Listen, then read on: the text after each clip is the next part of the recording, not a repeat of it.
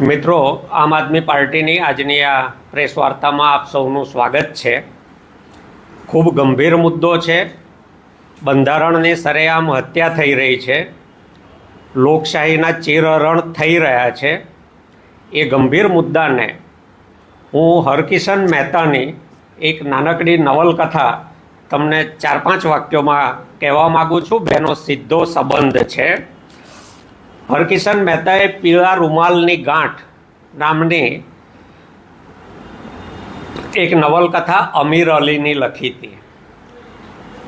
1800થી 1825નો ગાળો ભારતમાં ઠગ ટોળકીઓનું ખૂબ વ્યાપ વધેલો હતો.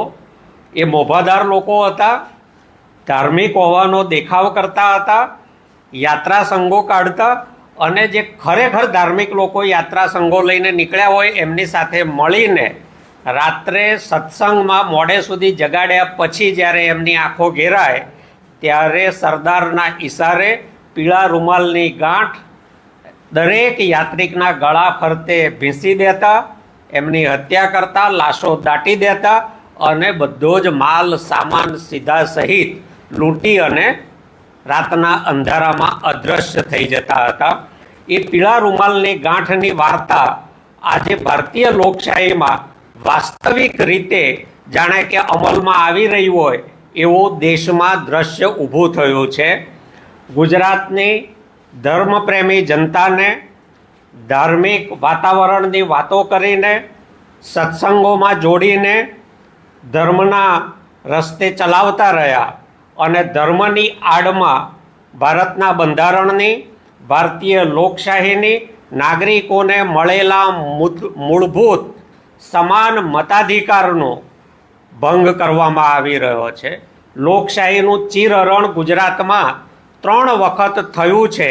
એ આમ આદમી પાર્ટી આજે ખુલીને મીડિયાના માધ્યમથી ગુજરાતની જનતાના ધ્યાનમાં મૂકવા માગે છે. આપને યાદ હશે અને તમારી સૌની લાઇબ્રેરીમાં, ઇલેક્ટ્રોનિક પ્રિન્ટ મીડિયાની લાઇબ્રેરીમાં આ પડેલું છે. 2016ની અમદાવાદ મ્યુનિસિપલ કોર્પોરેશનની ચૂંટણીમાં છેલ્લી ઘડીએ મતદાર યાદીઓમાંથી આખી પાટીદાર સોસાયટીઓ ગાયબ થઈ ગઈ હતી.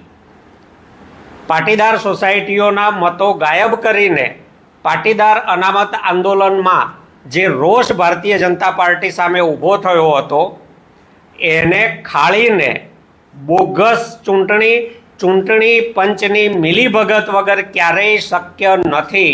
એક સ્વાયત્ત બંધારણીય સંસ્થાને જો હુકમી સત્તા અને ધનના જોરે બાનમાં લેવાઈ હોય એવી સ્થિતિ ગુજરાતમાં ઊભી થઈ છે.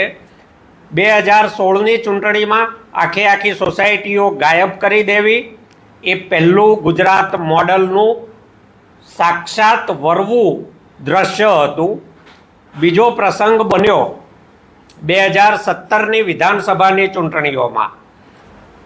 ગુજરાતમાં એક પણ વર્ગ એવો નહોતો જે સરકાર સામે એ વખતે આંદોલન નહોતો કરતો. પાટીદાર સમાજ આંદોલનરત હતો. ગુજરાતમાં ઠેર ઠેર ખેડૂતો સરકારની સામે મોરચા માંડીને બેઠેલા હતા. આંગણવાડી આશા વર્કર બહેનો સરકાર સામે મોરચા માંડીને બેઠેલા હતા. ફિક્સ પે, કોન્ટ્રાક્ટ, આઉટસોર્સિંગના મુદ્દે યુવાધન ગુજરાતનું રસ્તા ઉપર હતું. ઓબીસી સમાજ આંદોલનરત હતો. દલિત સમાજ આંદોલનરત હતો. આખું ગુજરાત, તમામ સમાજો ભારતીય જનતા પાર્ટીની તદ્દન વિરુદ્ધ હતા અને છતાં ડચકા ખાતા ભારતીય જનતા પાર્ટીએ 2017માં જે સરકાર બનાવી એ અમારો સાફ આક્ષેપ છે કે ચોરીના મતોથી, બોગસ મતોથી બનાવેલી બોગસ સરકાર હતી. 2022માં પણ આ જ ઘટનાનું પુનરાવર્તન થયાનું દેખાય છે. આના પુરાવા મેળવવા અને ગુજરાતના લોકોની સામે મૂકવા માટે ત્યારે જ શક્ય બને જ્યારે ચૂંટણી પંચ અમે માગ્યા મુજબની મતદાર યાદીઓ અમને ડિજિટલ ફોર્મેટમાં આપે. આજે ગુજરાતના ચૂંટણી પંચને એક પત્ર લખીને અમે માગણી કરીએ છીએ. પત્ર ઈમેલથી મોકલી દીધો છે. ફિઝિકલ ડિલિવરી એમને કરી દઈશું અમે 3 વસ્તુ ગુજરાતના ચૂંટણી પંચ પાસે માગીએ છીએ. 2016ની અમદાવાદ મ્યુનિસિપલ કોર્પોરેશનમાં ઉપયોગમાં લેવાયેલી મતદાર યાદીની ડિજિટલ એક્સેલ ફોર્મેટમાં અમને મતદાર યાદી આપવામાં આવે.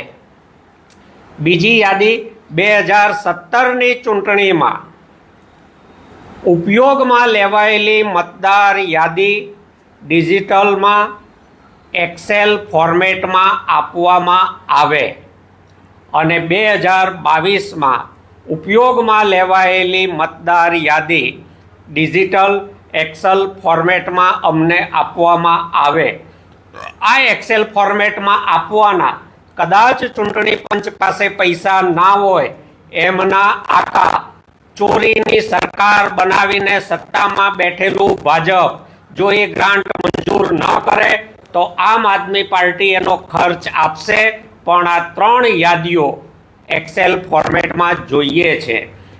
આ એટલા માટે જોઈએ છે કે ગુજરાતમાં 2017, 2022 અને એ પહેલાં ખૂબ મોટા પ્રમાણમાં બોગસ મતદારો નોંધાયાની ગામે ગામથી ફરિયાદો મળતી હતી, પરંતુ ફિઝિકલ PDF ફાઇલોને કમ્પેર કરવી, આખા થોકડાને થોકડા ચકાસવા અને એમાંથી ડુપ્લિકેશન શોધવું એ ઘાસની ગંજીમાંથી સોય શોધવા બરાબરનું કામ છે.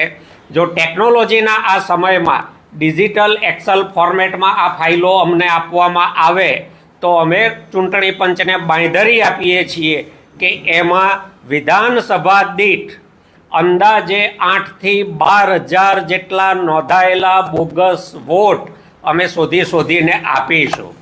ગુજરાતમાં પ્રમાણમાં નાનું રાજ્ય હોવા છતાં લાંબા ફેઝમાં ચૂંટણી એટલા માટે કરવામાં આવવાની શંકા છે કે મતદારોને એક જગ્યાએથી બીજી જગ્યાએ ભાજપ સરળતાથી ખસેડી શકે, ટ્રાન્સપોર્ટેશન કરી શકે, એટલા માટે લાંબા ફેઝ ગુજરાતમાં કરવામાં આવે છે.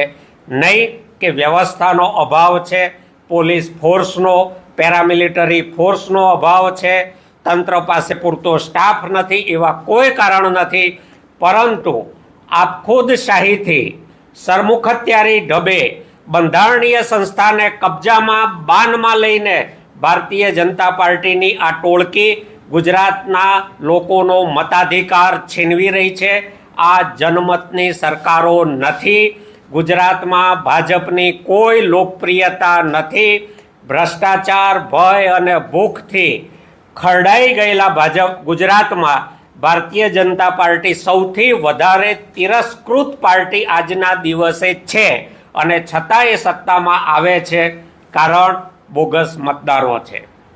આપના માધ્યમથી ગુજરાતની જનતાને, ગુજરાતના મતદારોને હું અપીલ કરું છું કે એક તરફ ભારતની લોકશાહી છે, આ કોઈ વ્યક્તિની, કોઈ પોલિટિકલ પાર્ટીની, કોઈ સંસ્થા સંગઠનની લડાઈ નથી. ગાંધી અને સરદારે જેનો બલિદાન આપીને આ દેશ માટે આઝાદી મેળવી, હજારો લાખો લોકો શહીદ થયા, કારાવાસમાં રહ્યા, એ લોકોએ પોતાના પ્રાણની આહુતિ આપીને આપણને આપેલી આઝાદી આજે ફાંસીવાદી ભારતીય જનતા પાર્ટી કબજે લઈ લેવા બેઠી છે. ત્યારે દરેક નાગરિકે પોતાનો નાગરિક ધર્મ નિભાવવાની આ તક છે, આ વેળા છે. જો આ સમય આપણે ચૂકી જઈશું તો ભારતમાંથી લોકશાહીની આ છેલ્લો મૃત્યુગંઠ છે એ બોગસ મતદારો રૂપે આવ્યો છે, અને એનો સામનો ગુજરાતના દરેક નાગરિકે, પોલિટિકલ પાર્ટીઓએ, સંગઠનોએ, કર્મશીલોએ સાથે મળીને કરવો રહ્યો.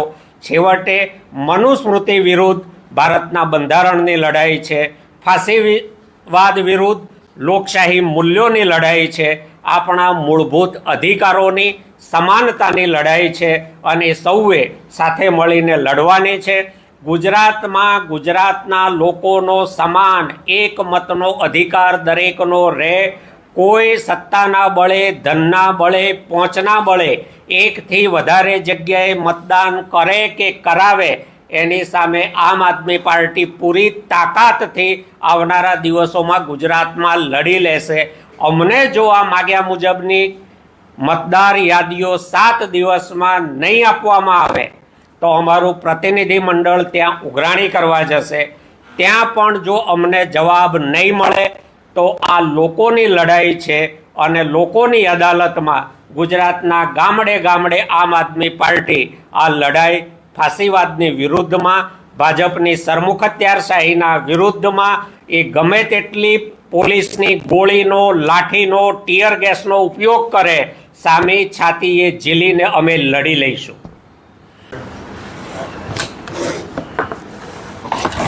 આપી લઈએ જવાબ.